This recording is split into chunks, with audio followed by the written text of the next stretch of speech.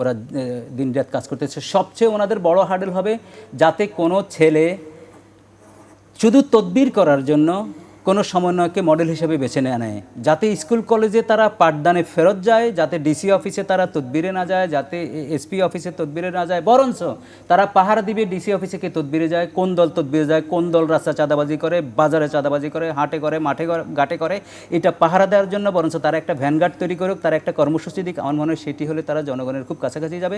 যেমন বিপ্লবের সময় জনগণের কাছাকাছি গেছে এই কারণে যে তারা মেসেজ দিতে পেরেছে যে এই ফ্যাসিস্ট বিতাড়িত হলে আমাদের দেশে শান্তি বইবে, স্বর্গীয় সুখ তোমরা পাবা। তো সুতরাং সেটির থেকে আমরা কিন্তু অনেক দূরে সরে আসছি। সেই দূরে সরে কেন আসছি এটা নিয়ে তারা গবেষণা করবে এবং সেটার থেকে উত্তরণের জন্য উত্তরণের পথ খুঁজে বের করবে এবং মানুষকে স্বস্তি দিবে, যাতে গুন্ডা পান্ডারা যাতে সমাজে আগের মতো চষে না বেড়াতে পারে, বরঞ্চ সেইটা তারা প্রোটেকশন করে মানুষের আস্থা অর্জন করবে বলে আমি মনে করি। জি জি, সারওয়ার তুষার, ব্যারিস্টার ওমর ফারুক যেটি বলছিলেন যে অনেক কথা বলেছেন, যেটি আমি আরেকটি জানতে চাই। আমরা সংবাদ মাধ্যমে দেখলাম যে আপনাদের যেদিন সভা ছিল সেদিন বেশ কিছু বিষয় নিয়ে আলোচনা হয়েছে।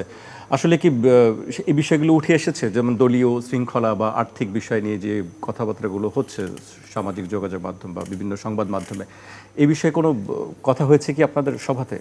একটা সংগঠনের সাধারণ সভা, এটা আমাদের মানে ঈদের পরে যেহেতু সাংগঠনিক কার্যক্রম গতিশীল করতে হবে, নিবন্ধনের কার্যক্রম শুরু করতে হবে, জেলা কমিটি দিতে হবে এবং সার্বিকভাবে কর্মসূচি ইত্যাদি বিষয়ে সংগঠনের একটা প্রস্তুতির জন্যই এই জেনারেল মিটিংটা আয়োজন করা হয়েছে এবং সেখানে নানা ধরনের কথা উঠে এসেছে। এমনকি সোশ্যাল মিডিয়ায় সম্প্রতি যে সমস্ত আলোচনা দেখা গেছে সেগুলোও কিন্তু প্রসঙ্গ হিসেবে এসেছে এবং খোলামেলা আলোচনা হয়েছে। কিন্তু একটা জিনিস আমাদের খেয়াল রাখা দরকার যে একটা সংগঠনের সবসময় কিছু জিনিস থাকবে এক্সটার্নাল এবং কিছু জিনিস থাকবে ইন্টারনাল।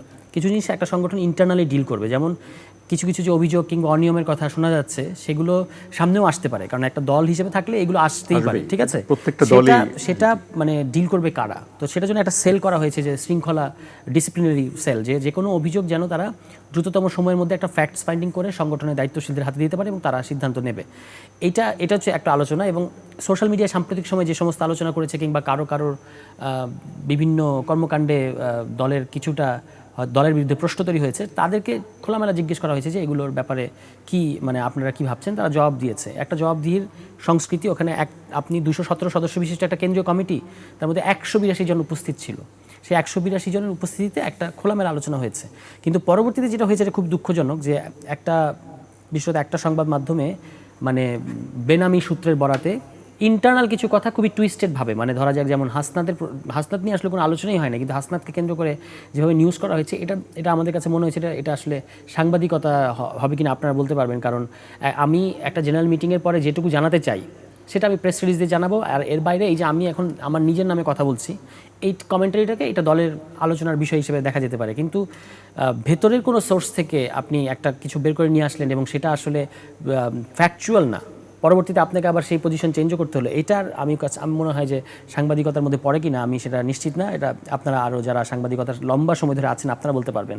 বাট কথাটা হচ্ছে যে মূল কথাটা হলো যে আমাদের একটা সংগঠনের প্রপার স্ট্রাকচার, প্রপার শৃঙ্খলার মধ্যে থাকতে হবে এবং কার্যক্রমগুলো, সাংগঠনিক কার্যক্রমগুলো একটা নিয়মের মধ্যে আসতে হবে এবং সেই জন্যই স্ট্রাকচারগুলো, জেলা কমিটিগুলো করতে হবে। এইগুলি আমাদের প্রধান আলোচনার বিষয় ছিল সেদিনের জিএমএ। যেটি ব্যারিস্টার ওমর ফারুক বলছিলেন বা অনেকেই বলছে যে তদবিরের সঙ্গে অনেকেই আপনাদেরকে করতে হয় বা অনেকে আপনাদেরকে তদবির তো এই 5 তারিখের পরে মানে সবাই তদবির করছে নানাভাবে, যে যতটুকু এক্সেস পাচ্ছে, হ্যাঁ, এবং বড় বড় রাজনৈতিক দলগুলো আরও চাপ দিয়ে অনেক কিছু আদায় করে নিচ্ছে। সেখানে কোনো সমন্বয়ক নামধারী, এখন তো সমন্বয়ক বলতে কিছু নাই, তবু সমন্বয়ক নামধারী কেউ যদি গিয়ে অন্যায্য কোনো তদবির করে, হ্যাঁ, একটা হচ্ছে যে আমি বিপদে পড়েছি, আমার একটা ছেলেকে ভুলভাবে ধরে নিয়ে গেছে এবং সেটা পরবর্তীতে দেখা গেল আসলে ভুল নামে কিংবা ভুল অভিযোগের ভিত্তিতে, সেটার ক্ষেত্রে আমি অনুরোধ করতেই পারি যে ভাই আপনি যদি দেখেন যে কোনো অভিযোগ নাই তাহলে আপনি তাকে দয়া করে মানে কোনো হ্যারাসমেন্ট করেন না, ছেড়ে দেন। এটা কিন্তু তদবির না।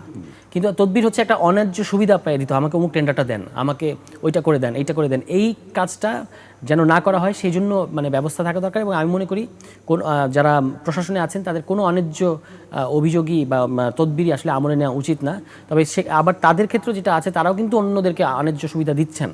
এই অন্যায্য সুবিধার যে কালচারটা আপনি একটা রাজনৈতিক দলকে দিচ্ছেন, এটা দেখার পরে যারা তরুণ সমাজ যারা আন্দোলন করেছে তাদের কাছে মনে হয় যে এইটা লিগেলি আমি পাচ্ছি না কেন। ধরুন একটা কাজ যে লোকাল পর্যায়ে একটা ওই যে ভিজিএফ কার্ড গরিব মানুষদেরকে দেয়, এখন এটা তো লোকাল পর্যায়ে রাজনীতির ব্যাপারটা আপনি বুঝেন ভাই। আপনি একটা রাজনৈতিক দলকে দিলেন যে আপনারা ভিজিএফ কার্ডটা বিতরণ করেন, তো স্বাভাবিকভাবে সে তারা রাজনৈতিকভাবে ব্যবহার করবে। এখন আরেকটা রাজনৈতিক দল দেখবে যে তাহলে কী ব্যাপার, এটা আমি যদি কিছু পেতাম, আমি তো কিছু লোককে দিলে ওই লোকগুলো আমার সাথে থাকতো, এইটা তৈরি হয়। ফলে এটা প্রশাসনেরও দায় আছে যে আপনি নিরপেক্ষ জেনেক্সে শিফট করো, লাইফকে লিফট করো। ভাবে এটা হয় সকল রাজনৈতিক দলের লোকদের দিবেন এবং নিশ্চিত করবেন যে তারা এই কাজটা প্রপারলি করছে কিনা, আদারওয়াইজ আপনি কাউকে দেবেন না। এই নিরপেক্ষতাটা আমরা প্রশাসনের কাছ থেকে আশা করি। জি, এটি নিশ্চয়ই সবাই সেটি আশা করেন। এবার বিচার ব্যবস্থা নিয়ে আসলে সংস্কারের কতদূর অগ্রগতি হয়েছে বলে আপনি মনে করেন? আপনি যেহেতু একজন আইনজীবী, সরাসরি কাজ করছেন, প্রতিদিনই আপনাকে আইন বিচার বিষয় নিয়ে কাজ করতে হয়। এই 8 মাসে বিচারের ক্ষেত্রে কতটা আপনি সংস্কার দেখতে পাচ্ছেন? আমি এই কঠিন প্রশ্নের উত্তরটা কিন্তু আমি সরাসরি দিতে পারবো না, এই কারণে আমি যেহেতু এই অঙ্গনে থাকি। এই অঙ্গনটা একদম নিঃশেষ হয়ে গিয়েছে। ফরমাইশি আদেশ দেওয়া হতো। এই অঙ্গনে সবচেয়ে বড় ব্যাপার ছিল যে আমাদের হাইকোর্টে সাধারণত সুমোটো রুল ইস্যু যখন হয় তখন জাজ সাহেব বাদী থাকেন, উনি নিজেই সুমোটো দিয়ে শোকজ করেন। এসালমের একটা ব্যাপার নিয়ে অ্যাপিলেট ডিভিশন শুধু ওই সুমোটোকে স্টে করেনি, অর্থাৎ সুমোটোর রুলটাকে অ্যাপিলেট ডিভিশনে খারিজ করে একটা বাজে নজির স্থাপন করেছে। এই কোর্ট বেগম খালেদা জিয়ার ইরেগুলারিটিস, ইলিগ্যালিটি না, কিছু ইরেগুলারিটিজের কারণে 5 বছর সাজা দিয়েছে, আবার এই সুপ্রিম কোর্ট 10 বছর সাজা দিয়েছে। এটাই আর নাই, এটা নিয়ে তখন আমরা কথা বলতাম না। তবে মানুষের প্রত্যাশা যেটি ছিল যে এটির বিপ্লবের পরে মানুষ অনেক কিছু পাবে, হয়তো সেটুকু না পেলেও আমরা একজন ওয়েল এডুকেটেড সৎ একজন প্রধান বিচারপতি পেয়েছি। অ্যাপিলেট ডিভিশনে আমি মনে করি যারা যারা আছেন এদের অনেকের সততার মানদণ্ড 100%। আমি সবচেয়ে আশার আলো দেখি কি 8 মাসে যেই আইনটা হয়েছে বিচারপতি নিয়োগ সহ, এই যে 7 জনের যে কাউন্সিল, ওইটা আমি সাপোর্ট করি। কেন জানেন? আগে সুইট উইলে বিচারপতি নিয়োগ হতো, আইদার জিন্দাবাদ অথবা জয় বাংলা, প্রথম ক্রাইটেরিয়া। এই ক্রাইটেরিয়া সেট করে নিয়োগ হতো। এরপরে নিয়োগ হতো বড় একটা সিনিয়র আপনার লাগবে আপনি যদি বিচারপতি হতে চান। এরপরে হচ্ছে বড় একটা রাজনৈতিক দলের আশীর্বাদ লাগবে, রাজনীতিবিদের আশীর্বাদ লাগবে। তারপরে এখানে কোটারি হয়, হয়তো অ্যাপিলেট ডিভিশনে যারা আছে বলে যে আমার একজন হবে, অমুকের একজন হবে, তমুকের একজন হবে।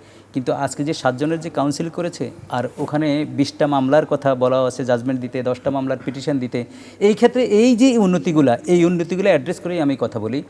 এরপরে পৃথক সচিবালয় গঠনের জন্য এবং আইন মন্ত্রণালয় এবং এই যে চিফ জাস্টিস মাঝধর্ষণ মামলার আলোকে এটাকে পরিচালনা করার জন্য উনি 2 দিন কোর্টে বসেন না, অ্যাপিলেট কোর্টে। উনি সব অ্যাডমিনিস্ট্রেটিভ কাজ করেন এবং কিছু কিছু কাজ এবং ওনার কিছু কিছু স্পিচ আমাকে এতই বিমোহিত করেছে, আমি জানি না ওনার প্রতি বায়াস কিনা। আমি যেই কথাটি বলতেছি, উনি যেই স্পিরিটে কাজ করতেছেন, যেই ড্রিম নিয়ে কাজ করতেছেন, যদি এটার 50%ও প্রতিফলন ঘটে, যদি উনি সাকসেসফুলি ওভারকাম করতে পারেন, আমার মনে হয় বিচার বিভাগ ঘুরে দাঁড়াবে। এবং বিচার বিভাগ যদি ঘুরে দাঁড়ায়, আমার মনে হয় অন্যান্য অর্গান 50% ঘুরে দাঁড়াবে। কারণ এই সংস্থাটা যদি রাইটলি কাজ করতে পারে, দুষ্টের যদি দমন এবং শিষ্টের পালন যদি করতে পারে, অর্থাৎ বিচার তো না, আমরা ন্যায় বিচারের কথা বলতেছি। এই ন্যায় বিচার নিশ্চিত করার জন্য সবচেয়ে বড় কথা হলো স্বাধীনচেতা, ভালো একটা কতগুলো বিচারক নিয়োগ করতে হবে। এখন 50-60 জন আমি বলি, এটি করতে হবে একদম যাচাই বাছাই করে, অর্থাৎ তার আমল নামা নিয়ে, তার প্র্যাকটিস নিয়ে, ওখানে ব্লু ব্লাড যাতে না দেখা হয়। বিচারপতির সন্তান বিচারপতি হবে, বিচারপতির সন্তান বিচারপতি হবে, আমি আপত্তি করি না। কিন্তু একদম যদি সোল ক্রাইটেরিয়া হয়ে যায় যে বিচারপতির সন্তান সাধারণত যদি একদম প্রিভিলেজ পেয়ে যদি হয়ে যায়, যদি নিরীহ যারা আছে তারা যদি একদমই চান্স না পায়, তাহলে তো আগের মতোই হবে। তো আমি মনে করি যে এটি চেষ্টা হচ্ছে। তবে যদি রেজাল্টের কথা বলেন, আমি রেজাল্টের ক্ষেত্রে আমি মনে করি যে অত ফলপ্রসূ হয়নি। আর সবচেয়ে আরেকটা জিনিস হলো কি, একটা সরকার পরিবর্তন হওয়ার সাথে সাথে দেখবেন যে এই গড্ডালিকা প্রবাহের মতো দেখি যে সব মামলা খারিজ। আরেকটা সরকার যখন আসে তখন সবাইকে গ্রেপ্তার করা। আমি সেইটা মানুষের জনমনে একটু সন্দেহের তৈরি হয়েছে। এটি আমার মনে হয় প্রধান বিচারপতি সহ যারা যারা আছেন তারা অ্যাড্রেস করবেন এবং রিয়েল অর্থাৎ রুল অফ লয়ে যা প্রেসক্রাইব করা আছে এবং সেই প্রসিজিয়ার ফলো করে যাতে মামলাগুলো পরিচালিত হয়, মামলাগুলো শেষ হয়, যাতে ন্যায় বিচার নিশ্চিত হয়, সেই দিকে সবার আমার মনে হয় একটা শিক্ষা নিয়ে একটি কাজ করা উচিত। এবং আমি মনে করি রাজনৈতিক দলগুলোরও এই ব্যাপারে কাজ করা উচিত। রাজনৈতিক দলগুলো এই ব্যাপারে কোনো কথাবার্তা বলে না, নিশ্চুপ তারাও এই ব্যাপারে যে কি হচ্ছে না হচ্ছে এগুলো নিয়ে কথা বলে না। তবে এটা শুভ সূচনা হলো, আমাদের হেডমাস্টার ভালো থাকলে ভালো হয়। আমাদের কিন্তু নাম্বার ওয়ান যিনি আজকে এখন আছেন সৈয়দ রাফাত সাহেব, উনি ওনার কথা, ওনার এডুকেশন, ওনার চাল চলন, অর্থাৎ বাংলাদেশে একজন প্রধান বিচারপতি। উনি রিসেন্টলি কিন্তু অক্সফোর্ড বিশ্ববিদ্যালয়ের ফেলো হয়েছেন, এটা কিন্তু অনেক বড়। তো আমি আজকে শোয়ের মাধ্যমে কনগ্রাচুলেটও জানাই, বাংলাদেশের মান মর্যাদার উন্নতি হয়েছে। আগে কিন্তু আমাদের বিদেশি যে ডেলিগেট আসতো, কথা বলার বিচারপতি পাওয়া যেত না। আমরা একেবারে শেষ পর্যায়ে এখন আমি শেষ করে দিই। এখন আমি মনে করি যে ওনার নেতৃত্বে বিচার বিভাগ ভালো অবস্থানে যাবে, এবং আমি মনে করি সেই বিচার বিভাগের মাধ্যমে আমরা রেস্কিউড হব, আমরা রেস্কিউ করব, আমরা যত অপশাসন ছিল সেটার থেকে উত্তরণ ঘটাবো, এটি প্রত্যাশা। জি স্যার, তুষার যেটি বলছিলেন ব্যারিস্টার ওমর ফারুক, যে রাজনৈতিক দলগুলোর একটি দায় আছে, তারা সেই দায়িত্ব পালন করছে না যেহেতু বিচার বিভাগ সংস্কারের ক্ষেত্রে। আপনি কি বলবেন? বিচার বিভাগকে পলিটিসাইজ করার ক্ষেত্রে রাজনৈতিক দলগুলোর কুখ্যাতি সর্বজন বিদিত। বাংলাদেশে বিচার বিভাগকে তারা এই যে ইভেন তত্ত্বাবধায়ক সরকার ব্যবস্থা, যেটাকে আমরা ধরে নিচ্ছি যে মন্দের ভালো, সেই তত্ত্বাবধায়ক সরকার ব্যবস্থা তো আপনি দেখবেন যে কারা যাবে, প্রধান উপদেষ্টা কারা হবে, সম্ভাব্য এটা হচ্ছে একেবারে সবটাই কিন্তু স্বয়ংক্রিয়। সাবেক প্রধান বিচারপতি, তিনি না হলে আপিল বিভাগের বিচারপতি, এরাই কিন্তু প্রধান উপদেষ্টা হচ্ছেন। ফলে রাজনৈতিক দলগুলোর একটা টার্গেট থাকে যে তার লোকটাকে সে নিয়োগ দিয়ে রাখবে। এই কারণেই শেখ হাসিনাও চেষ্টা করেছিলেন 96 থেকে 2000 ওই পিরিয়ডে রুহুল আমিন নামে একজনকে বসানোর জন্য। এটাই পরবর্তীতে বিএনপি ফলো করতে গেল এবং KM হাসান নামে একজনকে বসানোর জন্য 65 থেকে 67 করলো চতুর্থ সংশোধনী। একজন ব্যক্তিকে বসানোর জন্য একটা সংশোধনী করা হয়েছে, আর এখন নাকি গণ অভ্যুত্থানের পরে একটা সংবিধান পরিবর্তন করা যাবে না। ঠিক আছে, তো এই যে কাজটা তারা করছে, এটার মধ্য দিয়ে তারা বিচার বিভাগকে কিন্তু পলিটিসাইজ করেছে। গতকাল আমরা আলোচনায় বলেছি যে আপনারা এনসিসি করছেন, জাতীয় সাংবিধানিক কাউন্সিল করছেন, ভালো, অন্তর্বর্তী সরকারের রূপরেখা দিয়েছেন, ভালো, কিন্তু এই যে পদগুলো স্বয়ংক্রিয় অমুক না হলে অমুক, অমুক না হলে অমুক, এবং বেশিরভাগই বিচার বিভাগের, এটার একটা বিকল্প ভাবা উচিত। কারণ এর মধ্য দিয়ে দলগুলো চেষ্টা করে যে আমাদের লোক আমার নিয়োগ দিতে হবে যেন ওই তত্ত্বাবধায়ক সরকার ব্যবস্থায় আমার লাগাম থাকে। এখান থেকে কিন্তু সংকট শুরু হয়। তো এটার ক্ষেত্রে আরেকটা জিনিস হচ্ছে, বিচার বিভাগকে এটা নিশ্চয়ই বিবেচনা করতে হবে যে তারা সরকারের কোনো প্রতিষ্ঠান না, তারা জনগণের প্রতিষ্ঠান। তো জনগণের মৌলিক অধিকার রক্ষা করা হচ্ছে তাদের প্রধান প্রায়োরিটি। এটা আমরা বাংলাদেশে বিচার বিভাগের কাছ থেকে পাচ্ছি না, মানে আনফর্চুনেটলি এইটা মানে নিশ্চিত করতে হবে। জি, আমরা শেষ হয়ে গেছে আমাদের সময়। আপনার কাছে আমি একটু জানতে চাই যে আগামী নির্বাচনে আপনাদের লক্ষ্য কি আসলে, খুব সংক্ষেপে বলবেন। আগামী নির্বাচন আমি মনে করি এখন আনডিসাইডেড, কিছুই বলা যাবে না। যদিও এটা অনেকে ধরেই নিয়েছেন যে আগামী নির্বাচনে যেহেতু তারা এখন বড় দল, কিন্তু আগামী নির্বাচনে মানুষের ভোট দেওয়ার বিবেচনাগুলো বদলে যাবে। আমি মনে করি প্রচুর নতুন ভোটার ঢুকেছে যারা অনেকদিন ধরে ভোট দিতে পারেনি। ফলে আমরা যদি সাংগঠনিকভাবে কাজ করতে পারি আগামী 8 মাস বা ইলেকশনের আগ পর্যন্ত, তাহলে আমরা অনেক বড় অঘটনও ঘটতে পারে, এটা আমার এখন মনে হচ্ছে। পরবর্তীতে বাকিটা তো সময় বলে দেবে। অবশ্যই সময় বলবে আসলে কি হবে। আপনাদেরকে অনেক ধন্যবাদ আমাদেরকে সময় দেওয়ার জন্য। আজ এখানেই শেষ করছি, কাল আবার দেখা হবে রাত